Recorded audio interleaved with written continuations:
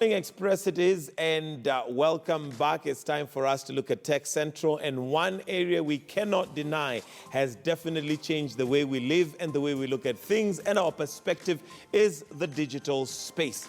And when we talk about digital space, what exactly are we talking about? Well, I have an expert who's going to explain that to us, and it's Mark Aswela, who is a digital expert. Good morning, and thank you for joining us. So, Mark, digital space definitely is an area when we talk about technology. I mean, when I look at Tech Central, we've done this now for maybe close to 8 months. And there's been applications that have been invented and, many things that literally have changed our look on things and our lifestyle and even the way we do things. When we talk about digital space, what exactly are we talking about? Now, when we talk about digital space, this is just a technological platform in which members of the public or generally the society can relate to specific individuals or groups or entities within a communication channel.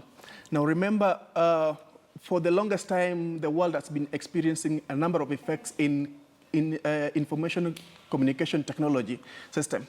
Now digital space is just an aspect of ICT that is meant to help people reach each other, reach one another very fast, and it's also meant to help people understand what is going around the world so fast. Then today we are talking about websites. You mentioned applications. So we have web applications. We also have mobile applications. We have also the social media, which is very active today. And you can see millions and even billions of people today are communicating with each other on this digital space. Okay, it's definitely become a very lucrative space to be in. I mean, I was looking at some statistics yesterday, and not too long ago, Facebook wanted to buy Snapchat, for example, for $3 billion, which they declined. Currently, apparently, Snapchat is valued at about 52 billion US dollars. What is it that has made it so lucrative? I'll start with the country, inside the country, in Kenya. Today, we have over 30 million mobile phones. And then we have around 14 million smartphones. Now, these smartphones are integrated with certain applications which make people to communicate so easily.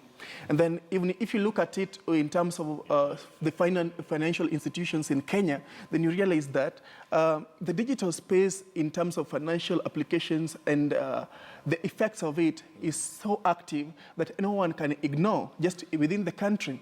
Realize that a number of banks today are going to the digital platform. In fact, today they allow you to do transactions just online or on your mobile phone. That's just by use of your phone. In fact, I've seen a slogan, "My phone, my life." Yes. And that's basically where we are right now in terms of technology. In fact, nearly all all banks today have got mobile applications, which is very much important. And I heard that EcoBank was shutting down some branches just to ensure that most of their transactions are done online. Now that tells you the effect of that. Now going to the global space, when you talk about Facebook and trying to acquire a number of applications which are on, it's because a number of people tend to relate to this. And even if you look at it in every aspect, whether it's political, whether it's economical, you look at Donald Trump, how he uses his Twitter account, and the number of followers that he gets in a day, it tells you that this is a platform that cannot be ignored.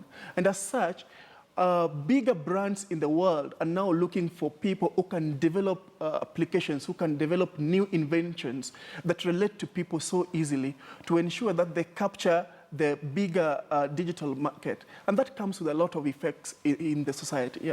And are you seeing a time where we're getting to a point where digital space is becoming so big such that physical space is becoming reduced? And what I mean by that is, let's take banks, for example. Those banks that I would call on the fast lane of technology basically are trying to get you out of the banking hall and onto your mobile phone so that you don't have long queues in the banking hall. You can transact, you can make payments for your bills, you can get money onto your mobile, what do you call it, mobile money from your bank and transact. Literally, you can do everything from the comfort of your chair. Are we getting to a point where physical space, offices, is going to be a thing of the past? Cool.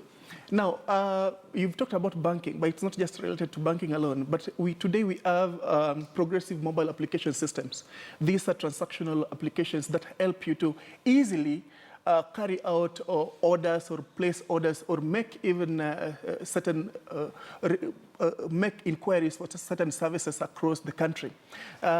When you talk about banking, today we are going into integrated systems of applications in which it's related to bank, it's connected to a banking hall, it's also connected to a hotel somewhere, it's also connected to your home, such that you have your mobile phone or just that SIM card which you use for the transaction. And it's very much important because one, you can buy data directly. Second thing, you can make a call with it. Second thing, you can order for food from wherever you are, from any restaurant in the country. And then that food is brought to you wherever you are at home. And then you can see that, if you look at it keenly, you can see that there is a clear link between one system of doing things to another system of doing things to another one. So finally, you realize that you're just confined to your space. And that is one thing that digital space tries to do, to personalize things, so that when somebody communicates to you, it communicates directly to you. Today, somebody can send you a text message to your mobile phone. Somebody can communicate to you in terms of news, give you news directly to your mobile phone. That is a personalized thing. So reducing not just the space in terms of the space that is occupied, but even your personal space so that you feel more comfortable with your privacy and issues to do with how you're going to handle economic things. Yeah. All right, let's look at it from a social and perspective where how it has opened up the space globally speaking. You've just talked about Donald Trump. It is not just Donald Trump. Right now, if you're on Twitter, you have people who follow you from all over the world. And literally, you can communicate with the world at the touch of a button. How has that changed our way of socializing? Now, one, it has enhanced our ways of socializing. You've lived probably in UK and you probably understand that people are very much confined in those countries, unlike in Africa where we interact more freely. In those countries, people tend to use social media a lot to just engage with people. They mobilize each other, they communicate with each other, understand each other, either privately or publicly, because some of these applications allow people to meet in public or to just have their personal private space. Now, one thing that you need to understand also is that it has enhanced reach of communication gap. It has bridged the communication gap, and it has also enhanced the aspect of relation. Today, you can look for a girlfriend or a boyfriend online, and you get the boyfriend or girlfriend. And you date and marry and have children.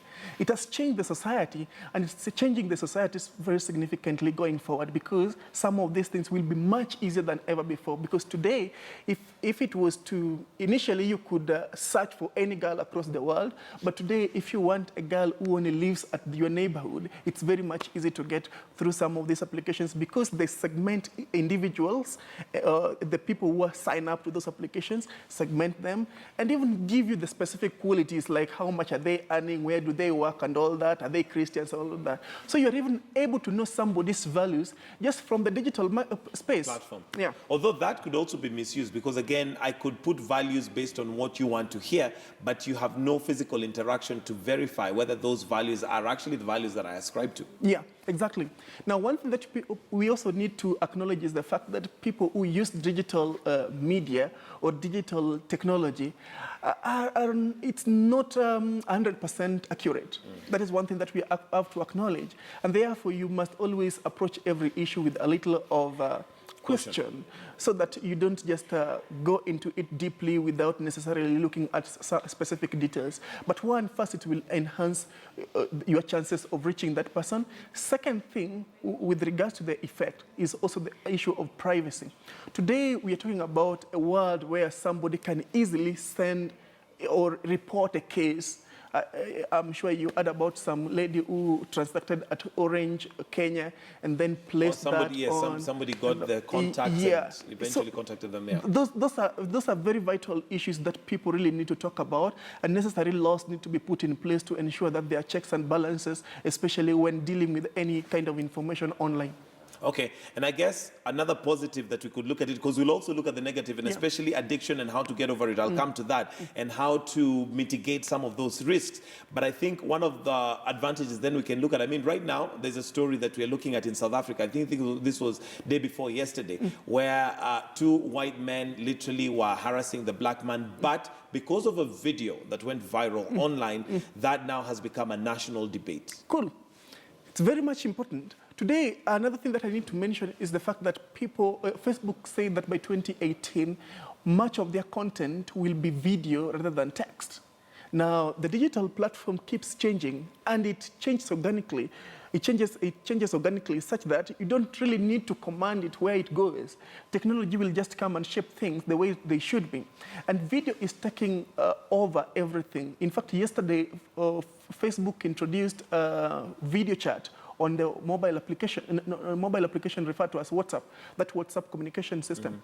Now you can use video, capture video, you can record it, and you can hold it. You can actually make a like video that. call. You can make a video just call. like you do with Skype. Very much important. I also want to remind you of a case where Deputy President was somewhere in Durunjeru in Laikipia. And then the pilot pushed a female police officer who was not doing her work, allegedly. Now, those are, although the merit of that case can be conversed in court of law, but the truth is that today, videos and what you capture visibility is very much important, especially if you have to get an evidence that you're going to adduce in court of law.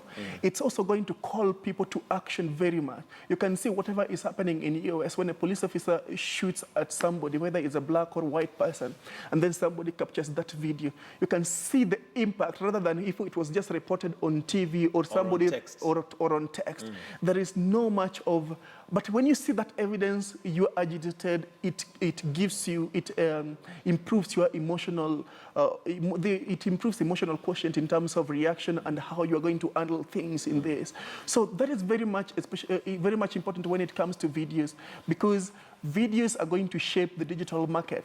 One, it's going to be used so much even in court of law for adduction of evidence. Second thing, it's going to be used so much especially for marketing. The third thing, it's going to use so much for monetization. You're going to get revenues out of it. Today we talk about YouTube, we talk about Lemon Whale platforms, we talk about a number of platforms that you can simply integrate, even as a person, as an individual, upload those videos online and call on people to watch them. And whenever anybody clicks on that video, you get a revenue. And so that is very much important. You can talk about the revenue aspect of content that comes online, which is also quite massive. In Kenya, a number of people are signing up to the digital platform. Very much important, especially when it comes to revenue generation for a country like Kenya. Okay. Now, do you see a time where even mobile telephony is likely to change? And by this, what I mean is, if you look at now what you've just mentioned, the WhatsApp calls that you make, WhatsApp is more or less driven by an online platform as opposed to GSM, as opposed to using a SIM card. If you look at calls, you can do all sorts of calls. There's Viber. I mean, you've got all sorts of options. There's Skype. Is there a time where maybe GSM technology is likely to phase out and we stick to online technology? Not really phasing out, but it will alter a number of things. Because one, the GSM system has to incorporate digital platform, digital media, or digital applications so fast. If they don't, they are likely to lag behind in terms of driving the world. You know, for the longest time, telephone communication was a bigger thing. Today it has changed. Today, you mentioned Donald Trump. We talked about Obama when he was coming to power. Initially, US used to call people. They used to send messages to people.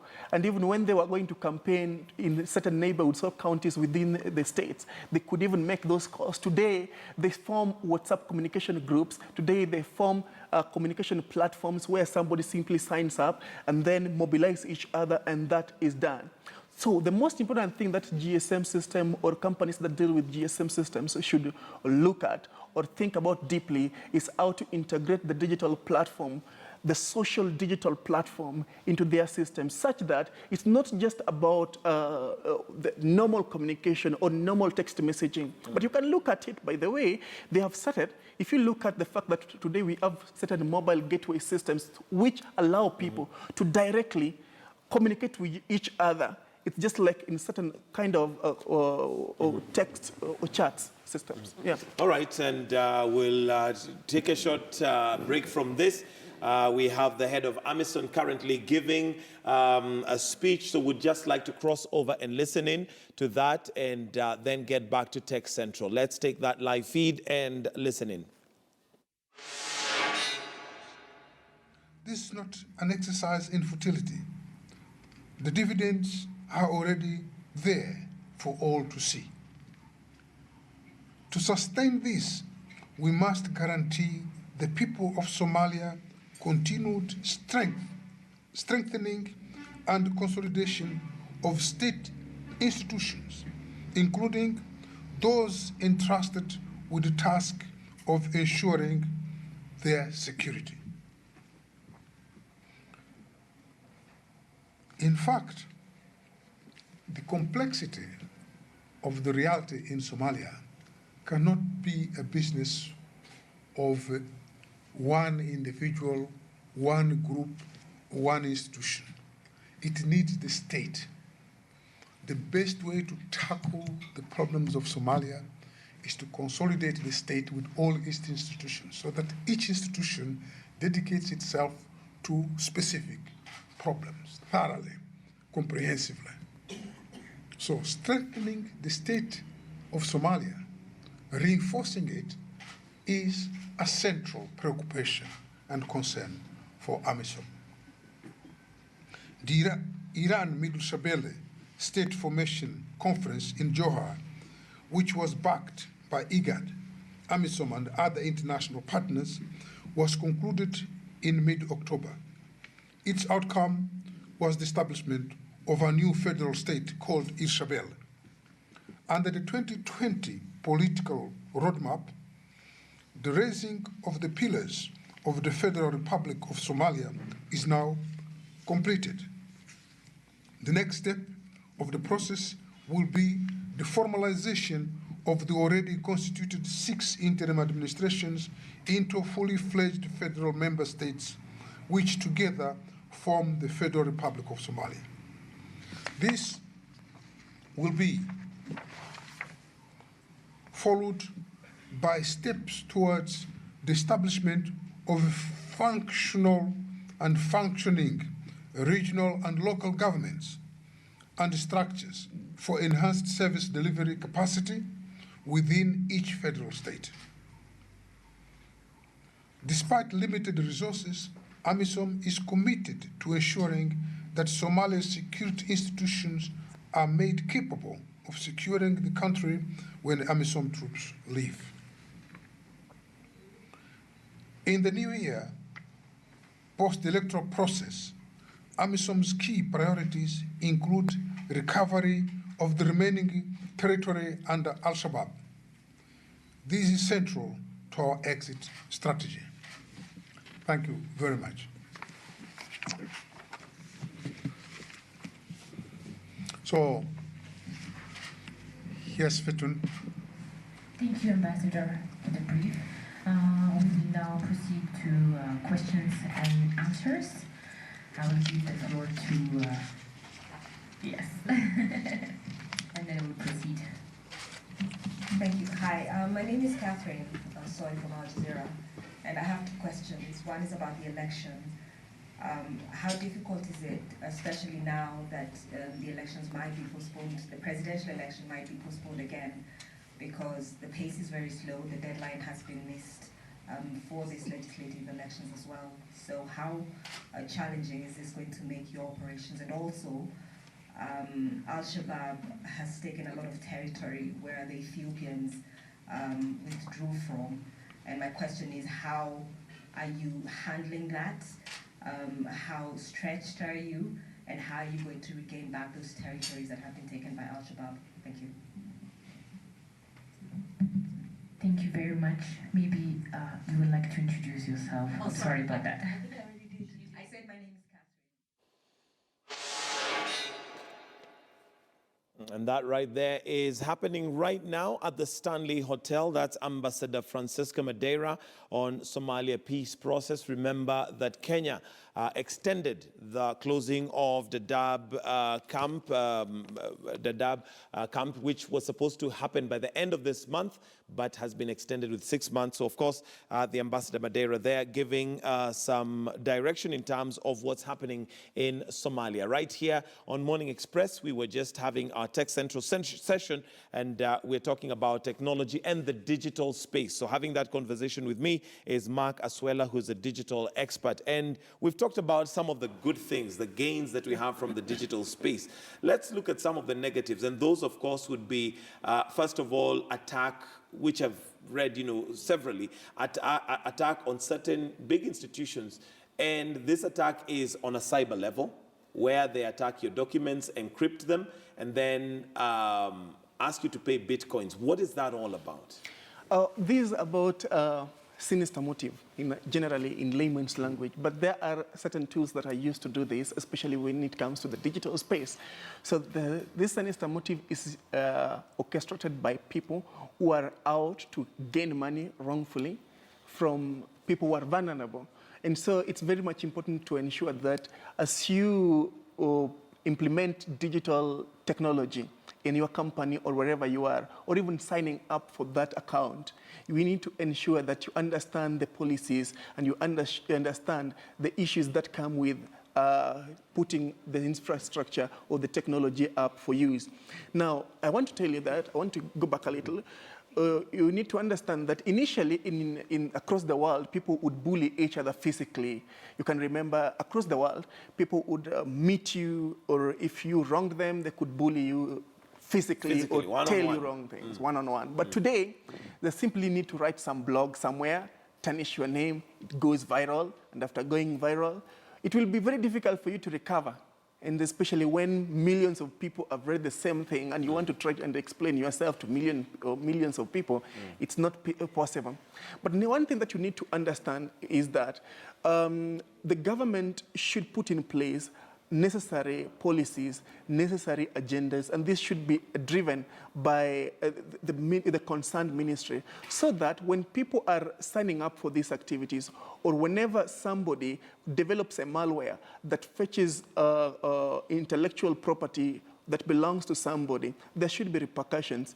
But even before it reaches to a point of fetching somebody's intellectual property or even bullying them online, there should be mitigation measures that would prevent this from happening. Because if it's not prevented even from happening, you wait for it to happen, there will be damage already. Definitely. Yeah. And the question then would be, how does one protect themselves from that? One, especially establishments or even organizations. We have this tendency to think and feel that the cyberspace is secure. When I send you a message, I imagine that it's just you who has access to that message. Yeah. When I have documents in my system, yet my computer is online, I have a tendency to think and feel that my documents are safe. Are they safe? Let me tell you one thing. There is no privacy in the digital world. There is a paper that I've written quite elaborately trying to justify my statement that there is no privacy in the digital world. Somehow, somewhere, somebody is reading whatever you are sending, reading, or doing. And if they're not reading, they have access to it. Or they have an access to it. Or they may not just read it, but they have an access to it. Second thing, the policy statement when you are signing up for some of these accounts, if you read that, that statement quite clearly, it's simply telling you that it's our choice to read whatever you're doing or to access it. That is what that statement is telling you in simple words. They will write very long things down there. It's written by very, very experienced lawyers, people who are very smart. You cannot challenge them in court of law. But because you need the account, you will say, oh, you read. And majority of us don't actually read. But maybe what are some of those things that we possibly overlook when you're signing up, whether it's for an application? There's always some, legal something there that they just ask you to click agree. I know 99.9% of us click agree and, move on. But of course, you will click and move forward because... What is it that we click to agree? What you click to agree agree the terms and conditions, in other words, terms of reference on a statement of policy, especially for the digital platform. You will agree to it because you need that application. But one thing that I need to tell you is that there is a clandestine way of doing things, especially for the companies and governments that rule the world. They want to get information about anyone. And that is why sometimes you Google a car online, and when you go to your Facebook account, Facebook suggests for you the same car that you Googled or somewhere else, or you use a different application to search for it. But it's suggested by another application when you go to that application. One thing that what I'm trying to tell you is that some of these things, the privacy or whatever you're looking for is integrated such that if you're a terrorist trying to look for some place or trying to look for how to manufacture a certain weapon, there will be, most likely, somebody is trying to get that information so that they can track you down and ensure that you don't do this. Now, the major reason that has necessitated this kind of activity is to ensure that the world is safe. They're trying to ensure that the world is safe, but it's not legal. That is one thing that people need to understand, that as much as the world or major organizations are doing it, it's not legal. It's not legal. But what I can tell you is the fact that somebody somewhere has got an access to your content. All right. Now, I've noticed also with applications, nowadays, I don't know if this is new, but I'd not noticed this before, is that they request for you to allow them access to your phone book, access to your camera, access to your photographs. When we click allow, what are we actually allowing? You know, they have noticed, some of these people do research, a lot of research. They have noticed that majority of the users don't even read whatever they're allowing. So they know that you trust them. Again, they have also researched on the level of trust that you have on some of these companies, if it's Google, if it's Facebook, or if it's WhatsApp. They know the level of trust that you have on them, so they simply ask you. But it's for business. They're going to do that for business. They're going to acquire that data to do business with you. That is why occasionally they would send you certain promotional adverts on your email, because you may sign up on just Facebook and you allowed everything. But they will advertise probably on WhatsApp because it belongs to the same company. So one thing that people need to understand is what to allow and what not to allow, because you also have choices. But as they say, choices have consequences. Yes. Once you've allowed it, until you uninstall, they will be using that data. Yeah. Another question, and this is coming via Twitter, is regarding location. On most of our mobile phones, you have that little button at the top which asks for your location. How safe is it to have that activated, and who has access to that location? Now, that location is very vital, especially if you're doing business with it. I want to tell you that some of these applications, especially on the mobile phone, they're meant to help us grow socially, religiously, or even economically. So one, you can do business with it, especially if you integrate that mapping system to your application where you should be delivering food, so that if you're dealing in hotel or hotelier industry, then you simply ask people to identify, or you will know where they are. In other words, once they have made, once they make an order, then you can locate where they are. So that is business-wise. But if you just activate that location on your mobile phone, then I can easily know where you are. If I'm a government or a government operative, I would know whatever you're doing in that particular place. And by the way, some of these applications, especially that on the mobile phone, it calculates how frequent you are at that particular location. So, for example, it can even remind you that, hey, you've been in this place, you normally leave this place at 4, so please, it's time to leave. And it can even calculate how much time you should be taking to get home. To get to wherever you go. Yeah. So, one, it's just a policy issue that we really need to be very careful about. Don't use it if you don't need it. If I activate my location, can somebody track me down from wherever? Of course. What I'm trying to understand is how private is that location to me or to whoever I want to access? Let me tell you this. It's private to your phone, but let me tell you another thing. I can access your phone. So in other words, I can, remotely, without getting hold of it. So in other words, I can access you wherever you are. As we close, what is the general advice you'd give to people when it comes to using the digital space? How private and how do I protect myself to ensure that I don't have information out there that I did not intend to be out there? Now, one thing that you need to understand, I say that one, there is no privacy in the digital world. That is true. Second thing, I've said that there is privacy in the digital world at personal level. That is true. Third thing, don't go for what you don't need.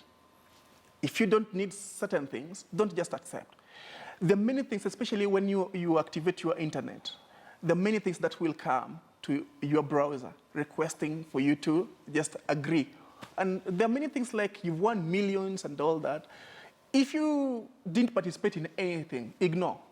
Another thing, there are applications or there are anti-malware softwares that you can install in your phone to just block such activities or anything that looks sinister. The software will identify, report to you, and block it. So it's you to allow it or not. All right. Yeah. Well, I think we'll wind it up right there. Thank you very much, Mark Aswela, for basically updating us and educating us on the digital space. So remember, there is no privacy when it comes to the digital space. We just tend to have this feeling that you are in a private space when you're on your phone, and the information you send out there, remember, somebody else might have access to that information. Well, we'll wind up the show right there. Thank you very much for keeping us company. But do stay with us right here on KTN News. Coming up next is World View. Do have yourselves a wonderful, a great, and a productive day. God bless.